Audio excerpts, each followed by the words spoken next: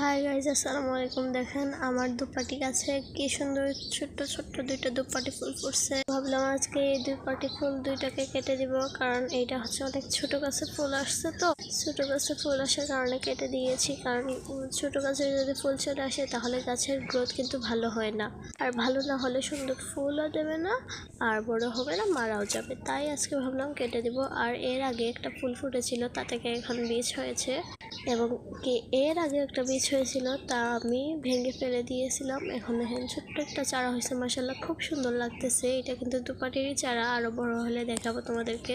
গাছটা কত ছোট, না হলে রেখে দিতাম। ফুলগুলো কাটতেও মায়া লাগতেছিল, পাশানের মতো কাটছি, কিচ্ছু করেনি। গাছটাকে বাঁচাতে হলে তো কাটতেই হবে। পাশাপাশি কিন্তু আমার মোরগ জুটন গাছটার ফুল চলে এসেছিল, মাশাআল্লাহ প্রত্যেকটা ডালে ডালে ফুল ছিল, খুব সুন্দর লাগতেছিল।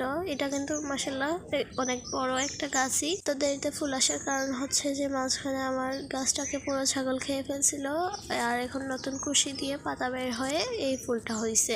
প্রত্যেকটা ডালে ডালে ফুল আসছে, মাশাআল্লাহ। যখন একসাথে সবগুলো ফুটবে তখন আরো বেশি ভালো লাগবে। আর একটা ব্যাপার হয়েছে যে মানে পাতার কালারটা আর কি চেঞ্জ হয়ে গেছে। আগে ছিল পার্পল অ্যান্ড গ্রিন, এখন শুধু গ্রিন।